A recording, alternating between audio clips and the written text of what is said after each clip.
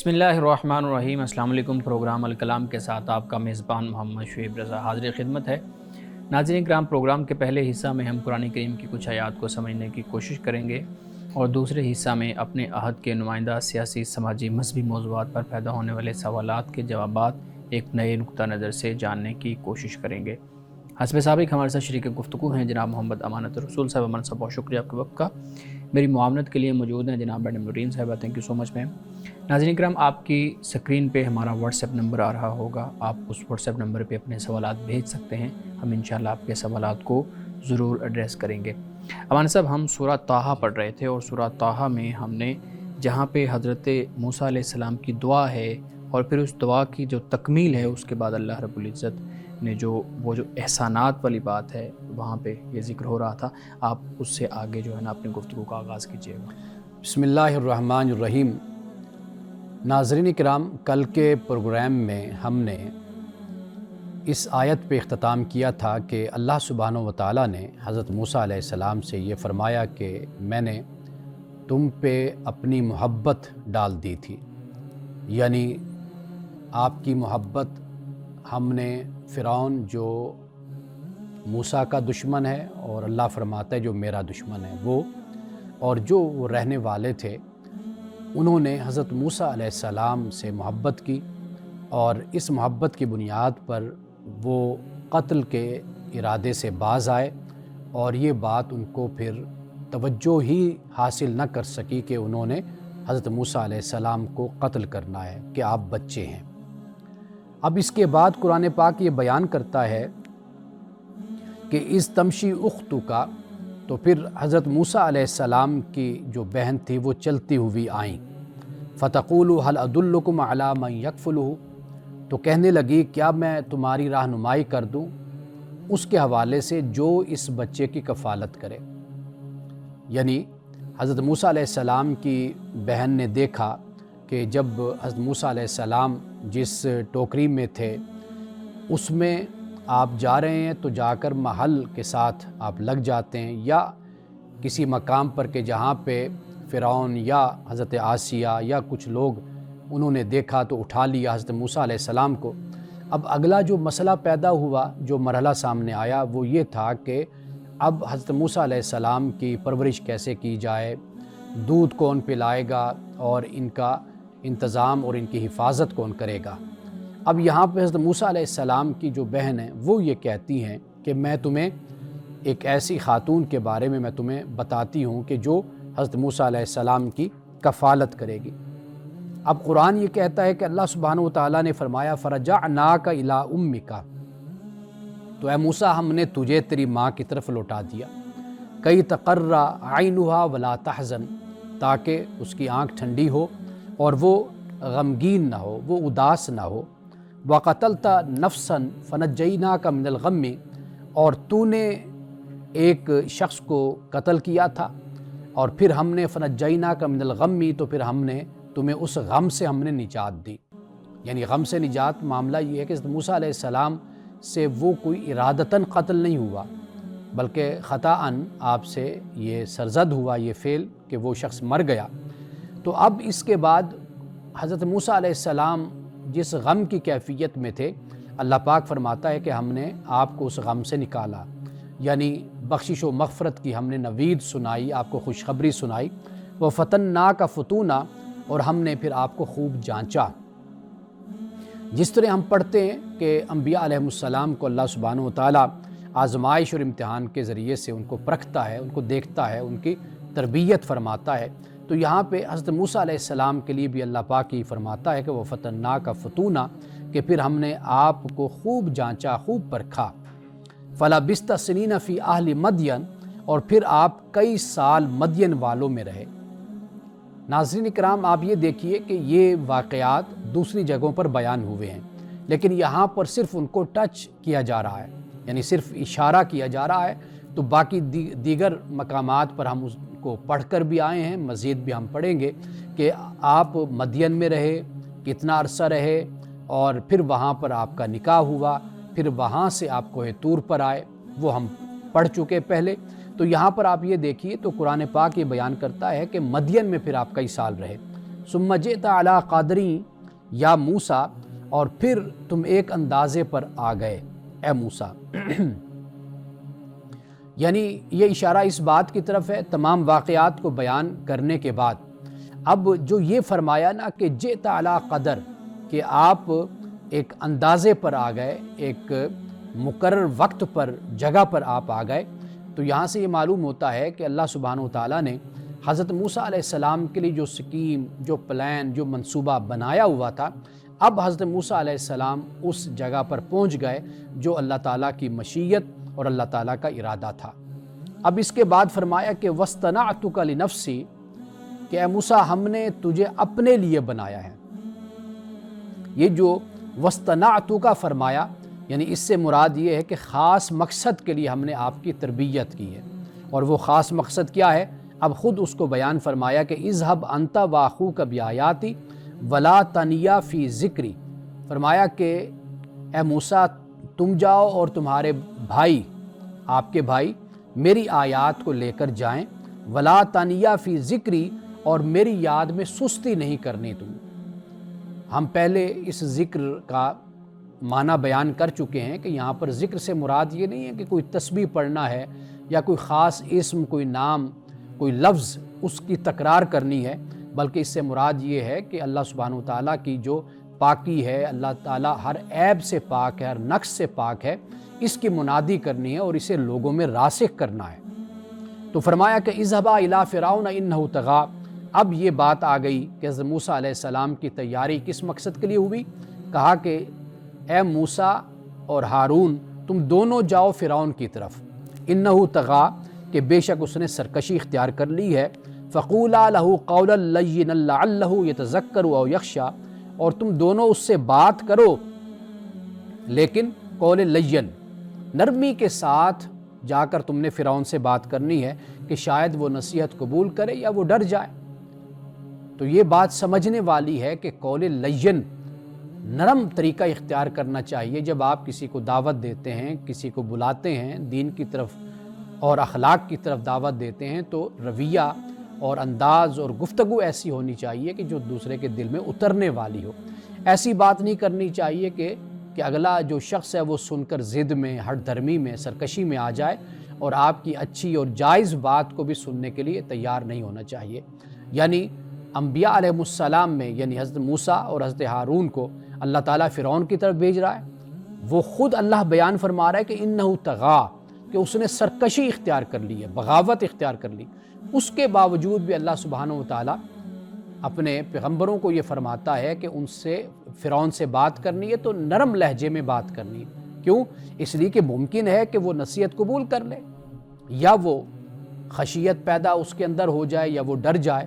تو گویا کہ مبلغین کو، داعیین کو، دین کی طرف دعوت دینے والوں کو اللہ سبحانہ وتعالیٰ یہ تعلیم اور یہ نصیحت فرماتا ہے کہ جب بھی تم لوگوں کے پاس جاؤ، انہیں دین کی دعوت دو، تو اپنے لہجے میں نرمی رکھا کرو اور خوبصورت طریقے سے لوگوں کو دین کی طرف بلایا کرو۔ مولانا صاحب بہت شکریہ۔ مولانا صاحب یہاں پہ ایک چھوٹا سا سوال میں آپ کے سامنے رکھتا ہوں، جو نرمی سے گفتگو کرنے کا معاملہ ہے، اگر یہ قرآن کریم اس کو واضح طور پہ بیان کر رہا ہے، لیکن ہمارے ہاں پھر جو مناظرانہ اسلوب ہے وہ کیسے پھر ہمارے ہاں وہ پنپ گیا، ہمارے ہاں پیدا ہو گیا، اور اسی مناظرانہ اسلوب کی بنیاد پہ ہم نے ایک دوسرے کی تکفیر کا معاملہ بھی کیا، ہم نے ایک دوسرے کی مخالفت کا معاملہ بھی کیا، جھگڑے بھی مول لیے۔ کیوں اس آیت کے باوجود ہمارے اندر یہ چیز پیدا ہوئی؟ دیکھیے قرآن مجید میں واضح طور پر جب آپ دعوت اور تبلیغ کا کام کرتے ہیں، اللہ نے ایک پورا ضابطہ بیان کر دیا ہے۔ آپ دیکھیے ادعو الی سبیل ربک بالحکمت والموعظۃ الحسنۃ وجادلہم باللتی احسن، کہ اپنے رب کی طرف بلاؤ حکمت کے ساتھ، موعظہ حسنہ کے ساتھ۔ ہاں اگر کبھی بحث کی بھی نوبت آئے تو جو بہترین طریقہ ہے اس کو اختیار کرو، اس لیے کہ بحث کی بھی نوبت آ جاتی ہے۔ ہر جو شخص ہوتا ہے مخاطب، ضروری نہیں ہوتا کہ وہ صرف آپ کے حکمت سے اور موعظہ حسنہ سے وہ متاثر ہو کر نیکی کی طرف آ جائے، کئی دفعہ وہ آپ سے اس پر بحث بھی کرتا ہے۔ تو بحث کرنے کا طریقہ بھی قرآن نے کہا کہ جو بہترین طریقہ ہے اس کو اختیار کیا جائے۔ جہاں تک آپ بات کر رہے ہیں، اصل جب مذہب اور دین، جب وہ فرقہ واریت میں ڈھلتا ہے، جب لوگ اپنے فرقے کو غالب کرنا چاہتے ہیں یا ان کی سوچ اس طرح پروان چڑھتی ہے، تو اس سے پھر یہ ہمارے ہاں رویہ پیدا ہوا جو جس کی طرف آپ اشارہ کر رہے ہیں کہ مناظرانہ جو رویہ اور اسلوب اختیار کیا گیا وہ اصل اسی کی بنیاد ہے۔ اگر صرف دین کے مقام پر، پلیٹ فارم پر اور دین کی بنیاد پر کھڑے ہو کر اگر بات کی جائے اور گفتگو کی جائے تو دین تو ہمیں یہی تعلیم دیتا ہے کہ آپ دوسرے کو ضرور اپنی بات کہیے، اپنا موقف بتائیے، لیکن آپ صرف اپنی بات دوسرے تک پہنچا دیجئے۔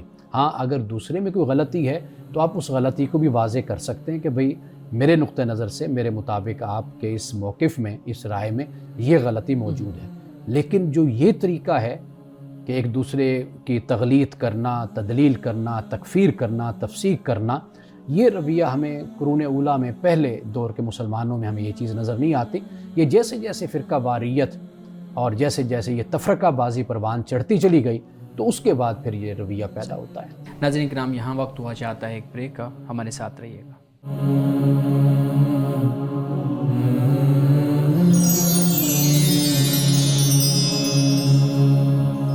ویلکم بیک ناظرین۔ جی میڈم، آپ کو سوال کرنا چاہ رہے تھے؟ جی، آپ ہی کی بات کو سیکنڈ کروں گی۔ جیسے شعیب صاحب نے کہا ہے کہ مناظرانہ رویے، اور آپ نے بھی اس کی وضاحت کر دی، میرے ذہن میں یہ بات آ رہی ہے کہ یہ بھی ایک وجہ ہو سکتی ہے کہ تقابل ادیان کی جب بات ہوتی ہے، دوسرے مذاہب کے لوگ آ کے آپ کو چیلنج کرتے ہیں، تو اس وجہ سے بھی ہمیں پھر یہ اپروچ جو سی ہے یہ اپنانی پڑتی ہے۔ دیکھیے، پہلی بات تو یہ ہے کہ ہم داعی ہیں، جو ہمیں صحیح لفظ دیا گیا نا قرآن میں اور سنت میں اور حدیث میں، وہ ہے داعی کا، پریچر کا، مبلغ کا۔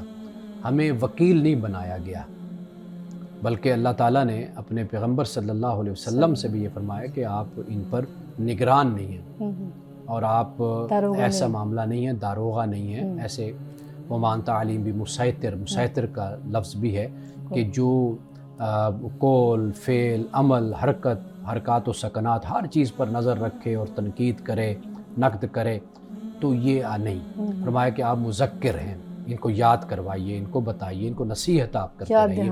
یہ اصل مقام ہوتا ہے ایک مسلمان کا، ایک عالم کا، کہ وہ وکیل نہیں ہوتا۔ وکیل کا کام اصل یہ ہوتا ہے کہ وہ چاہے جس مقام پر بھی کھڑا ہوا ہے، وہ صحیح ہے، وہ غلط ہے، اس نے ہر صورت میں اپنے آپ کو سچا ہی ثابت کرنا ہوتا ہے۔ تو یہ رویہ جو ہوتا ہے یہ ایک مبلغ کا اور داعی کا نہیں۔ ہمارا کام اصل میں یہ ہے کہ ہم نے اپنی بات کو دوسرے تک پہنچا دینا ہے، باقی اس نے قبول کرنا ہے یا نہیں کرنا یہ ہم نے اس پر چھوڑنا ہے۔ لیکن جو مذہب کے اوپر ایلیگیشن لگائے جاتے ہیں، ہماری ہی چیزوں کو اٹھا کر اس میں سے تنقید کا نشانہ بنایا جاتا ہے چیزوں کو، تو اس پر اگر ہم بات نہیں کریں گے، اپنی دلائل نہیں دیں گے، اپنا موقف واضح نہیں کریں گے، تو پھر اس طرح تو ہمیں سمجھا جائے گا کہ ہم اپنے موقف میں ٹھیک نہیں ہیں۔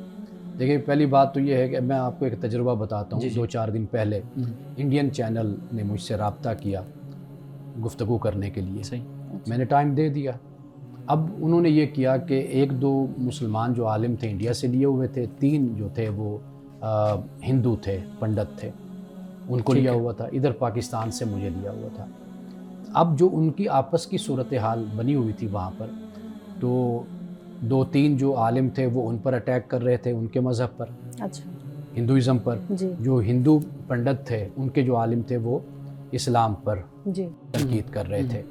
اب ان کی آپس میں بحث مباحثہ اور بہت شدید طریقے سے، میں ادھر بیٹھا ہوا تھا تو میں نے صرف مجھے انہوں نے موقع دیا تو میں نے ان سے بات کی کہ بھی میں کوئی ہندوازم پر میں کوئی بات نہیں کروں گا، آپ کا جو سوال ہے میں اس کو اسلام کی روشنی میں ایڈریس کروں گا، کیونکہ میں مسلمانوں کی طرف سے ہوں یا قرآن کا میں ایک طالب علم ہوں یا ایک داعی ہوں، میری جو حیثیت ہے میں اس کے مطابق بات کروں گا۔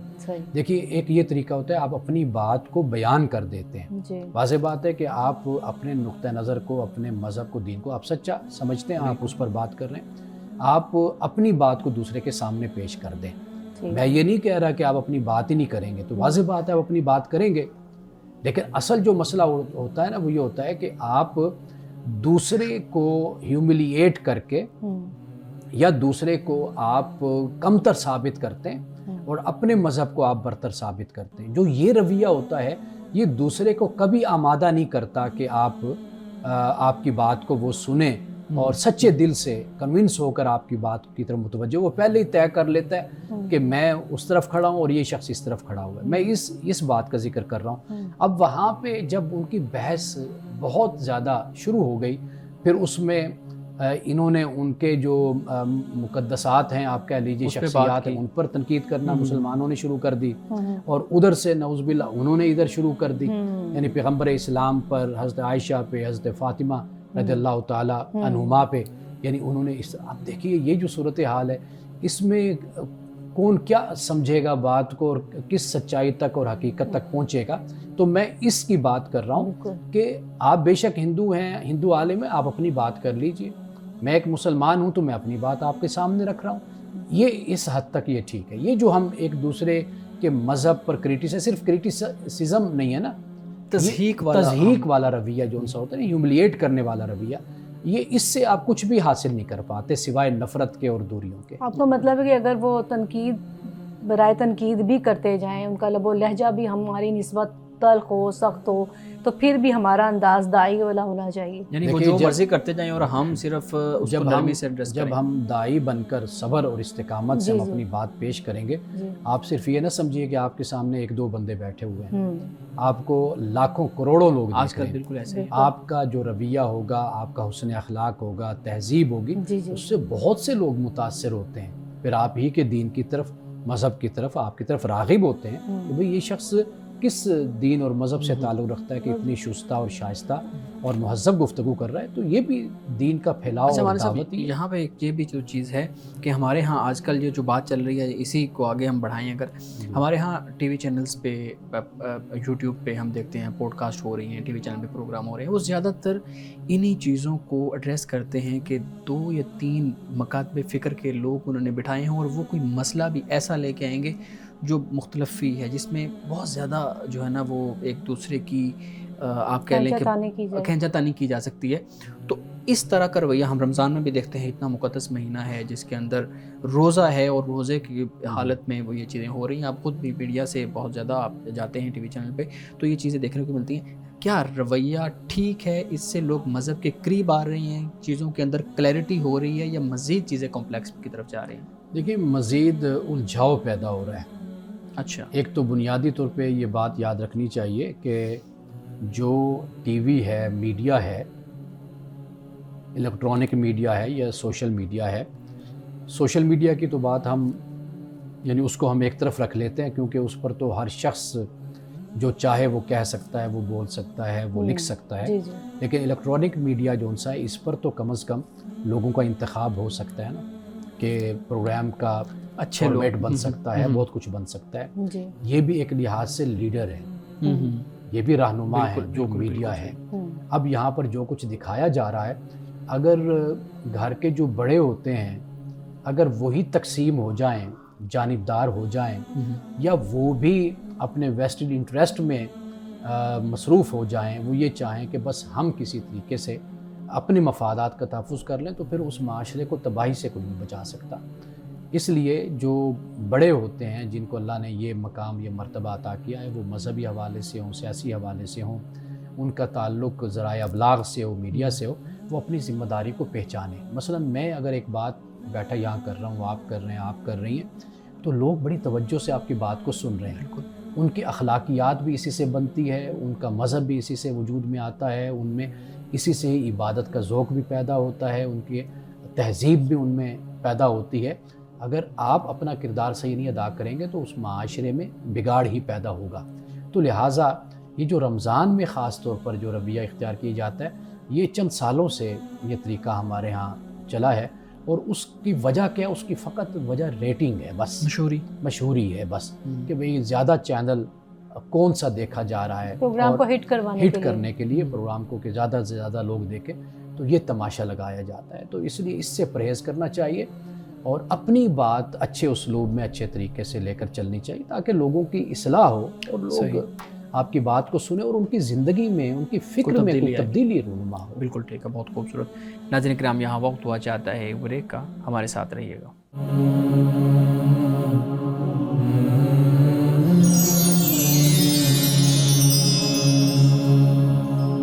پروگرام پروگرام میں ایک دفعہ پھر خوش آمدید۔ مولانا صاحب، ہم بات کر رہے تھے مناظرانہ جو طرز تکلم ہے یا طرز گفتگو ہے۔ آخری سوال اس حوالے سے میں آپ کے سامنے رکھوں گا۔ ہمارے ہاں مدارس دیکھ لیں، ہمارے ہاں یونیورسٹیز دیکھ لیں، دونوں طرح کے جو تعلیمی ادارے ہیں وہاں پہ خاص طور پہ جو مذہب کا ڈپارٹمنٹ ہے، جہاں پہ مذہبی تعلیم دی جاتی ہے، پڑھائی جاتی ہے، وہاں پہ اس چیز کا بہت زیادہ ہم زور دیکھتے ہیں، اس چیز کا بہت زیادہ کانسیپٹ دیکھتے ہیں کہ اگلے کو پچھاڑنا ہے، اگلے کو زیر کرنا ہے، اگلے کو ہرا کے رکھ دینا ہے۔ وہ یونیورسٹی ہو، مدارس ہو، ہم دونوں جگہ پہ یہ چیزیں دیکھتے ہیں۔ آپ کیا سجیسٹ کرتے ہیں کہ یہ جو طریقہ کار ہے یہ فیوچر میں ہمیں کہاں پہ مذہبی حوالے سے لا کے کھڑا کرے گا؟ کیا واقعی اس طرح سے لوگ ہمارے ساتھ جڑیں گے یا مزید دور ہو جائیں گے؟ دیکھیے، یہ جو طریقہ ہے نا، یہ کوئی آج کا نہیں ہے کہ ہم مستقبل کے بارے میں بات کریں کہ یہ نتائج مستقبل میں نکلیں گے۔ آپ یوں سمجھیے کہ جو ماضی میں یہ طریقہ اختیار کیا گیا اس کے نتائج آج ہم بھگت رہے ہیں پاکستان میں، اور یہ صدیوں سے یہی نتائج نکلے ہیں۔ آپ اگر بغداد کی تاریخ پڑھیں تو وہاں پر یہی چیز شیعہ سنی کے فسادات آپ کو نظر آئیں گے۔ اس کے علاوہ دیگر سلطنتوں کا حال آپ دیکھیں گے کہ جہاں پر معتزلہ، اہل سنت، اشاعرہ، ماتریدیہ، وہاں پر اختلافات آپ کو نظر آئیں گے، اور ان اختلافات اور ان تفرقہ بازی سے جو معاملات بگڑے، جس طرح مسلمانوں کو زوال ہوا، تو وہ مسلمانوں کی پوری ایک تاریخ ہمارے سامنے ہے۔ اصل کام یہ کیا جاتا ہے یا کیا گیا کہ جو سلاطین ہوتے ہیں نا، بادشاہ ہوتے ہیں، حکمران ہوتے ہیں، ان کو ایک فرقہ اپنا ہم نوا بناتا ہے، ان کو اپنا ہم خیال بناتا ہے۔ وہ ایک خاص مسئلے کے خاص فرقے کے جو علماء ہوتے ہیں ان سے وہ متاثر ہوتے ہیں۔ اس کے بعد وہ اسی کے مطابق اسی فرقے کو اور اسی جماعت کو کہہ لیجئے زیادہ توجہ دیتے ہیں، زیادہ وسائل مہیا کرتے ہیں، زیادہ ذرائع دیتے ہیں، وہ پھر غالب آنا شروع ہو جاتا ہے۔ جو دوسرا طبقہ ہوتا ہے، جو مخالف ہوتا ہے، اس کو کچلنا شروع کر دیتے ہیں۔ یہ تاریخ میں آپ کو یہ چیز نظر آئے گی، یہ مسلمانوں کی تاریخ میں، اور جس سے بہت سے مسائل پیدا ہوئے، اور مسلمانوں کے زوال کی اگر وجوہات اور اسباب کو ہم دیکھیں تو ہمیں یہ چیز وہاں پر نظر آتی ہے۔ پھر یہ چیزیں جو سی ہیں، یہ سیاسی ایک اینگل سے اگر ان کا جائزہ لیا جائے تو یہ سیاست میں بھی پھر ڈھل جاتی ہیں، پھر وہ معاشرت میں بھی نظر آتی ہیں، پھر وہ معیشت میں بھی نظر آتی ہیں۔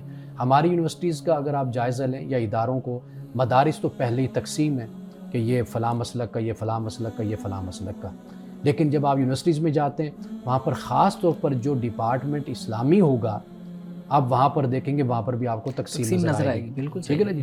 جو وہاں پر پروفیسر ہے اس کی کوشش ہوگی کہ میرے مسلک کے طلباء، اسٹوڈنٹس، وہ ادھر داخلہ لیں، دوسرے لوگ یہاں پر نہ آئیں۔ ان کے ساتھ پھر ڈسکریمنیشن کا جو رویہ ہوتا ہے وہ اختیار کیا جاتا ہے۔ تو یہ بہت ہی تباہ کن ہے۔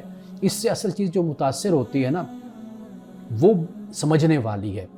وہ متاثر یہ چیز ہوتی ہے کہ جو ریسرچ کی کوالٹی ہے، جو بہترین لوگ ہیں وہ محروم ہو جاتے ہیں۔ جب آپ یہ دیکھتے ہیں نا کہ بھئی یہ میرے مسلک کا بے شک نالائق ہے، جس طرح بھی ہے، لیکن چونکہ میرے مسلک کا ہے، میرے فرقے، لہٰذا میں اس کو داخلہ دوں گا یا اس کو میں جاب دوں گا، تو اس سے بہت لائق لوگ جو ان سے وہ پیچھے چلے جاتے ہیں۔ تو یہ بھی ایک ناانصافی اور ظلم ہوتا ہے، اور اس کی بنیاد یہ تفرقہ بازی اور یہی مسلک کی جو تفریق ہے یہاں سے پیدا ہوتی۔ تو یہ یعنی آپ مستقبل کے نتائج کی نہ بات کریں، یعنی ماضی سے اب جو نتائج ہم بھگت رہے ہیں حال میں، وہ آپ دیکھ لیجئے، انتشار ہے، تفرقہ بازی ہے، بے امنی ہے، بے سکونی ہے، اور غلط جو ہے اپنے مذہب کا پرچار ہے، اور اس بنیاد پر پھر اجارہ داری بھی ہے اور اقربا پروری بھی ہے۔ بالکل صحیح۔ تو کیا ہم یہ کہہ سکتے ہیں ہمارے صاحب کہ اگر اسی چیز کو ہم دیکھیں کہ جو ہمارے اعلیٰ ذہن کے لوگ ہیں وہ اگر اسی بات کی بنیاد پر پیچھے رہ جاتے ہیں، اور مسئلہ کی بنیادوں پر دوسرے جو سیکنڈ تھرڈ ڈگری کے اگر کہیں اس حوالے سے جو بھی میرٹ ہے جس چیز کا، وہ آگے آ جاتے ہیں، تو کیا ہم دنیا سے باقی جو ترقی یافتہ ممالک ہیں، ہم ان سے اس لیے بھی پیچھے ہیں کہ ان کے ہاں تو میرٹ پہ ہر کام ہوتا ہے، وہاں پہ اس طرح کی مسلکی بنیادوں پہ تفرقہ بازی نہیں ہے؟ جو ان کے خاص قسم کے ذہن کے اچھے لوگ ہوتے ہیں ان کو ہی وہ چن کر لیڈ پوزیشن پہ لے کر آتے ہیں۔ جہاں پہ یہ حالات ہو نا، یہ ماحول ہو، وہاں پر ہمیشہ جو اچھے ذہن اور اعلیٰ دماغ کے لوگ ہوتے ہیں وہ چلے جاتے وہ ہیں، ہجرت کر جاتے ہیں. ہجرت کر جاتے ہیں.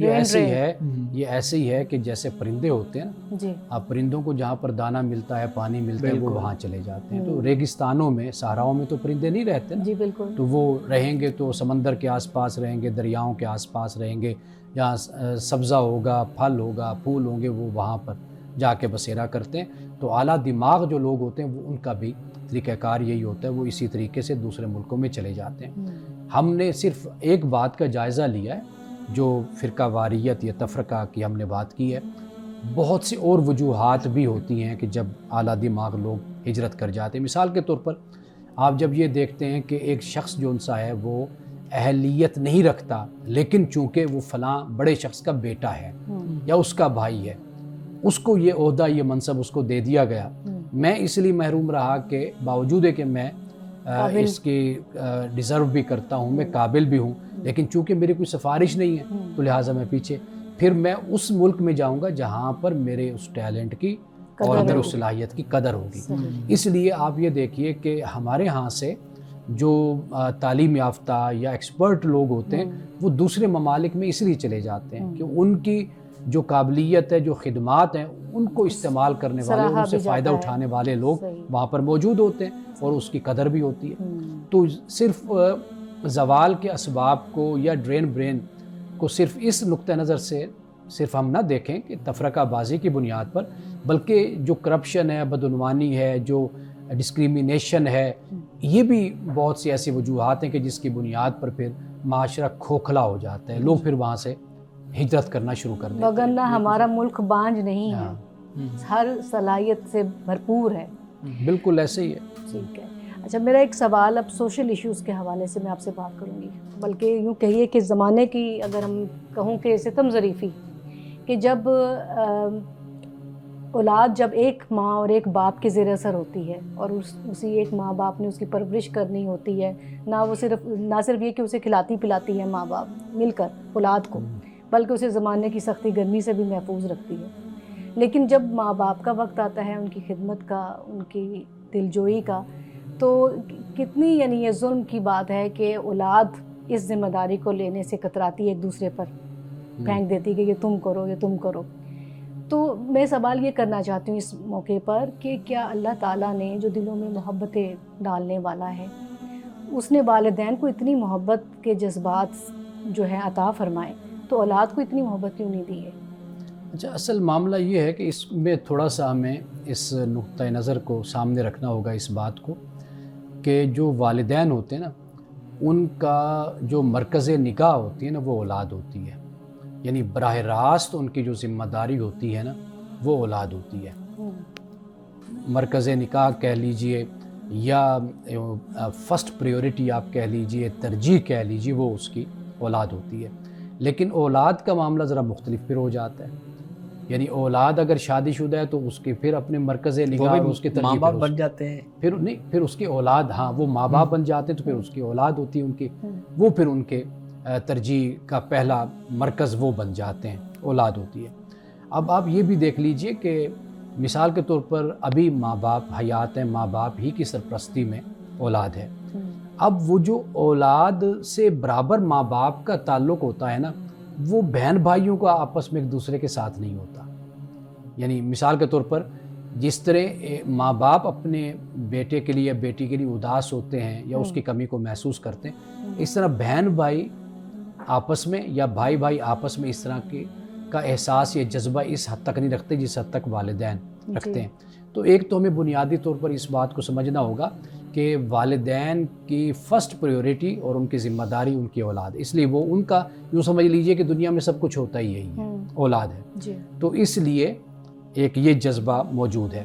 اب لیکن اولاد کا معاملہ یہ ہوتا ہے، ایک تو زندگی کا آغاز، نوجوانی، ان کے بہت سے خواب ہوتے ہیں اور بہت سے ان کے عزائم ہوتے ہیں، وہ چاہتے ہیں ہم یہ حاصل کریں، یہ حاصل کریں، کہ جس کی وجہ سے وہ پھر اپنے والدین کو اس طریقے سے اس طرح توجہ نہیں دے پاتے کہ والدین کو، کہ بھئی جس طرح والدین ان سے توقع رکھتے ہیں یا والدین نے جس طرح ان پر توجہ دی ہوتی ہے.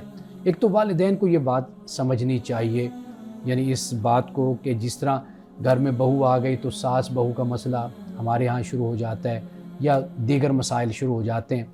तो एक तो ये चीज़ वालिदैन हो, माँ हो, बाप हो, उनको अंडरस्टैंड एक बात ये करनी चाहिए।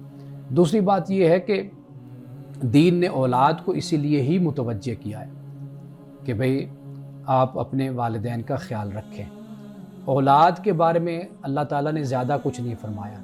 क्यों? इसलिए कि वालिदैन उनसे मोहब्बत करते हैं और उनको खिलाते हैं, पिलाते हैं, उनकी परवरिश करते हैं, उनकी तरबियत करते हैं, क्योंकि उनके अंदर ये फ़ितरी जज्बा एक लिहाज से होता है।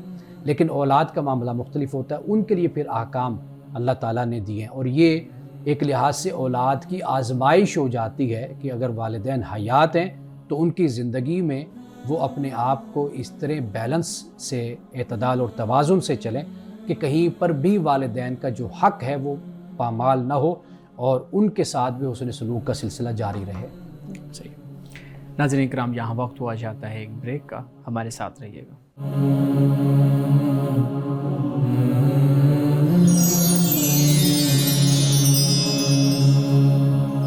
प्रोग्राम में एक दफ़ा फिर खुशामदीद। अमान साहब, जो बात चल रही थी मैडम, उस हवाले से मैं आपकी बात को सेकंड करते हुए आपके सामने सवाल रखूँगा। अगर माँ बाप तवक्कुआत रखते हैं और औलाद की एक अपनी अप्रोच है, उसका मुस्तकबिल है, वो एक ख़ास लेवल पे अपने आप को देखना चाहते हैं, आज के दौर में हम ये देखते हैं कि ज़्यादातर अपॉर्चुनिटीज़ जिस पे हम पहले भी बात कर रहे थे वो दूसरे ममालिक में मिलती हैं और औलाद, नौजवान उसको अवेल करना चाहते हैं। अब उसको अवेल करते हुए अब एक सिनेरियो हम सामने रख लेते हैं कि एक वालिदैन ऐसे हैं जिनका एक ही बच्चा है। अब उसके मुस्तकबिल के लिए बेहतर ये है कि वो उसको स्कॉलरशिप मिली है, वो दूसरे मुल्क चल जाए। अब यहाँ वालिदैन अकेले रह जाते हैं। तो अब माशरा भी उनको इस बात पे भाता रहता है कि एक ही बेटा था, माँ बाप ने सारी ज़िंदगी पैसे लगा के उसको पढ़ाया, अब बेटा बाहर चला गया। अब उसके सामने मुस्तकबिल है, ठीक है। अब दूसरी तरफ वालिदैन भी बाद औक़ात माशरे के उसके दबाव के अंदर आगे रोक देते हैं बच्चों को, या आमतौर पे कुछ ऐसी बातें करते हैं जो बच्चे समझ जाते हैं कि अब हमारे वालिदैन हमसे इस तरह मामले में खुश नहीं हैं। तो क्या वालिदैन अपने बच्चों को इस तरह के स्कॉलरशिप्स, इस तरह की अपॉर्चुनिटीज़ को अवेल करने से रोक सकते हैं कि नहीं, हमने तुमको पाला था, तो अब तुम भी इस मुश्किल वक्त में हमारे साथ ही रहो, बाहर ना जाओ? देखिए, ये वालिदैन का हक़ है और औलाद के लिए ये सादतमंदी है कि वो अपने वालिदैन की बात को सुने। अब जब वालिदैन ने उसको पाला पोसा, उसको जवान किया और तालीम दिलवाई, ये सारी वालिदैन ही की खिदमात के मरहून मिन्नत है। ये सारा बिल्कुल काम। सही है। हर बात को मजहबी नुक्ते नज़र से देखने के बजाय कुछ अखलाकी और समाजी हवाले से भी मसले को देखने की ज़रूरत होती है। यानी इसमें कोई शक नहीं है कि अल्लाह ताला ने अहकाम हमें दे दिए, उसूल दे दिए, बुनियादी बातें हमें बता दी। अब जब वालिदैन अकेले हैं और यहाँ पर भी उनका कोई इस तरह का मामला नहीं है कि उनको कोई संभाले, तो वाज़ेह बात है कि फिर उस बच्चे का, उस बेटे का हक़ है और ज़िम्मेदारी है कि वो अपने वालिदैन को यहाँ पर संभाले। सही। और जब तालीम दिलवाई है तो यहाँ पर भी उसके लिए कोई रोज़गार वालिदैन की खिदमत से, उनकी बरकत से भी उसके लिए पैदा हो जाएंगे।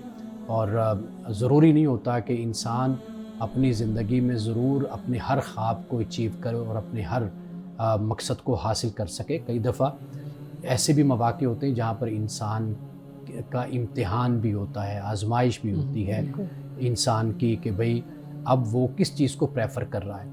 वालिदैन की खिदमत है, वालिदैन के साथ हुस्न सलूक है, उनके साथ ज़िंदगी गुजारना है। तो अल्लाह सुब्हानहू व तआला का ये वादा है कि जो अपने वालिदैन की खिदमत करता है, उनके साथ नेक सलूक से पेश आएगा, कि जब उनका कोई भी नहीं है दुनिया में खिदमत करने वाला, तो वो उसकी जज़ा उसको फिर अल्लाह ताला आखिरत में अता करने वाला है। तो ये बात भी ज़हन में रखनी चाहिए। लेकिन ये ऐसे केसेस होते हैं कि जहाँ पर वालिदैन और औलाद ये आपस में अगर मामला फ़हमी के साथ, अंडरस्टैंडिंग के साथ किसी तरीके से मसले को हल कर लें तो उस तरह भी हल किया जा सकता है। लेकिन एट लीस्ट बहरहाल ये बेटे की ज़िम्मेदारी है कि वो अपने बुढ़ापे में अपने वालिदैन को इस तरह लावारिस और बेसहारा छोड़ करना चाहिए। जी बिल्कुल ठीक है। जी मैडम, आप प्लीज़ हमारे सामने सवाल रखिएगा। जी, मैं इसी हवाले से मेरा सवाल था कि जैसे एक शौहर है, ये सवाल एक्चुअली हमें कनाडा से आया था। एक सिचुएशन उन्होंने सामने रखी है कि भाई सिस्टर हैं, वो कहती हैं कि मेरा भाई उधर पाकिस्तान में है और वालिदा जो हैं वो उनके पास रहती हैं, लेकिन उसके भाभी जो उनसी हैं वो उनकी टेक केयर करने के लिए तैयार नहीं है। اب بھائی جو ہے وہ اپنی جگہ مجبور ہے، وہ کہتا ہے میں ملازمت پر توجہ دوں یا میں اپنی والدہ کی خدمت کروں، اور دوسری یہ کہ ان کے حالات بھی کوئی اتنے اچھے نہیں ہیں کہ وہ کیئر ٹیکر مستقل کوئی رکھ سکے، تو وہ اب اس مشکل کا شکار ہے کہ مجھے کیا کرنا چاہیے، کہ میں اپنی بیوی پر زور زبردستی بھی نہیں کر سکتا، اور دوسری طرف یہ کہ میں افورڈ بھی نہیں کر سکتا، یا میں خود ہر وقت خدمت کے لیے موجود نہیں رہ سکتا۔ یہ جو ایسی کوئی کم ہی خواتین ہوتی ہیں جو اتنی ضدی ہوں یا اتنی یعنی آپ اسے کہہ لیں کہ سیلف سینٹرڈ ہوں، ورنہ ایسا ہوتا نہیں ہے، کیونکہ جو خواتین ہیں ان کے ساتھ یعنی بیویوں کے ساتھ بھی خامندوں کا جو رویہ ہوتا ہے، اور پھر اس کے بہن بھائیوں کے ساتھ، والدین کے ساتھ جو خامند کا رویہ ہوتا ہے وہ بہت ہی کوآپریٹیو ہوتا ہے۔ تو یہ تالی ہمیشہ دونوں ہاتھوں سے بجتی ہے نا، یعنی کوآپریشن ہوتی ہے دونوں کی، آپس میں انڈرسٹینڈنگ ہوتی ہے، معاملہ فہمی ہوتی ہے۔ ایسا کیسے ہو سکتا ہے کہ اگر بیوی کہے کہ بھئی میں آپ کی ماں کو ٹائم نہیں دے سکتی، خدمت نہیں کر سکتی، تو خامند بھی بہت سے حوالوں سے بیوی کے خاندان یا اپنے سسرال کے لیے کوئی نہ کوئی خدمات سر انجام دے رہا ہوتا ہے، کوئی نہ کوئی ہیلپ کر رہا ہوتا ہے، تعاون کر رہا ہوتا ہے۔ تو اس طریقے سے کبھی گھر چلتے نہیں ہیں۔ بیوی اس معاملے کو، اس کی نزاکت کو سمجھے، دیکھے، میاں بیوی بیٹھ کر اس پر گفتگو کریں۔ مثال کے طور پر ایک وقت ہوتا ہے کہ وہ والدہ کو بیوی سنبھال لے، کچھ وقت دے دے، جب خامند آ جائے وہ اس کو وقت دے دے، تو یہ آپس میں انڈرسٹینڈنگ کے ساتھ معاملات کو اگر چلایا جائے تو بہترین طریقے سے یہ معاملہ حل ہو سکتا ہے۔ اگر بیوی کا یہ رویہ ہے تو یہ بہت ہی نامناسب ہے۔ اس کی وجہ یہ ہے کہ اس کے نتائج مستقبل میں اچھے نہیں نکلتے۔ آخر یہ میاں بیوی کا آپس کا جو رشتہ ہے اس کو مضبوط ہونا چاہیے، مزید بہتر ہونا چاہیے، مزید ایک دوسرے سے محبت بڑھنی چاہیے۔ یہ کوئی سودے بازی، کوئی کاروبار تو ہے نہیں کہ بھئی میری یہ دکان ہے تو میں نے اتنے بجے تک مجھے ایک ملازم کی ضرورت ہے اور اس نے اتنی ڈیوٹی دینی، اس کے بعد اس کی چھٹی ہو جائے گی، وہ کہے میں کون، آپ کون تو میں کون، لہٰذا میری کوئی ذمہ داری نہیں ہے۔ لیکن جہاں بیوی کا معاملہ ہے، خامند کا معاملہ ہے، تو وہاں پر انسانیت بھی ہوتی ہے، کچھ ہڈن آپس میں کچھ چیزیں، معاہدہ بھی ہوتا ہے، بہت کچھ ہوتا ہے۔ تو اس طریقے سے اگر بیوی سوچتی ہے اور یہ رویہ ہے تو یہ بہت ہی نامناسب رویہ ہے، تو اس طریقے سے تو آگے زندگی پھر نہیں چلتی نا۔ لیکن کیا خیال ہے آپ کے مطابق، جو بیوی اتنی ریجڈ اگر اپنی اوپینین میں ہے کہ وہ اپنے شوہر کی والدہ کو سنبھالنے کو یا ان کے ساتھ کوآپریٹ کرنے کو تیار نہیں، تو کیا وہ اپنے شوہر کے ساتھ لائل ہوگی، وفادار ہوگی، یا محبت کا کلیم کر سکتی ہے؟ کیونکہ اگر محبت ہے میاں بیوی کے درمیان تو یہ محبت کے بڑے تقاضے ہوتے ہیں کہ شرم و شرمی سے انسان کہہ دیتا ہے کہ میرے شوہر جس کے ساتھ وہ کہہ رہی ہے کہ آپ میرے رفیق ہیں یا میں آپ سے محبت کرتی ہوں، تو اس محبت کی وجہ سے وہ مجبور ہونی چاہیے کہ وہ تعاون کرے جس سے اس کے شوہر کا دل خوش ہو۔ اصل جو دوستی اور محبت ہے نا، وہ یہ ہوتی ہے کہ انسان ایک دوسرے کی مجبوریوں کو سمجھے، مجبوریوں کو سمجھے۔ جہاں پہ بیوی دیکھ رہی ہے کہ میرے خامند کی تنخواہ کم ہے، اتنا یہ کماتا نہیں ہے، اور ان کی والدہ ہے، اور یہ تو موقع ہے کہ میں اپنے خامند کا دل جیتوں اور ہمدردی اور خیر خواہی کے جذبات کے ساتھ میں کام کروں، یا تو یہ ہونا کہ دولت مال سب کچھ ہے تو پھر بیوی کہے کہ جی ہم ملازمہ رکھ سکتے ہیں تو ہم وہ کیوں نہ رکھیں، یہ ایک علیحدہ بات ہو جاتی ہے۔ جہاں پر ایسے حالات ہوں تو اس میں پھر میرا خیال ہے کہ بیوی کو بھی خیال کرنا چاہیے۔ اگر بیوی کے ماں باپ کا کوئی ایسا معاملہ ہو جائے تو وہاں پر خامند کو بھی تعاون کرنا چاہیے۔ مان صاحب آج کے حدیث مبارک کا بیان کیجیے گا۔ بسم اللہ الرحمن الرحیم۔ آج کی حدیث صحیح مسلم کی حدیث ہے۔ رسول اللہ صلی اللہ علیہ وسلم نے فرمایا کہ وہ شخص جس نے خدا کی راہ میں جان دی ہے اس کا ہر گناہ معاف ہو جائے گا سوائے قرض کے۔ ناظرین اکرام، آپ یہ دیکھیے کہ قرض یہ کتنی بڑی ذمہ داری ہے ایک انسان کی، ایک مسلمان کی۔ شہید کی جو اللہ کی راہ میں جان دے رہا ہے، اللہ کی راہ میں لڑتا ہے، آخری قطرہ بھی اپنے خون کا بہا دیتا ہے، اس کے بارے میں رسول اللہ فرما رہے ہیں کہ قیامت کے دن اس کا ہر گناہ اللہ معاف کر دے گا، لیکن قرض کبھی نہیں معاف ہوگا۔ قرض اسی وقت معاف ہوگا کہ جو قرض خواہ ہے، جس سے اس نے قرض لیا، جب تک وہ اس کو معافی نہیں دے گا۔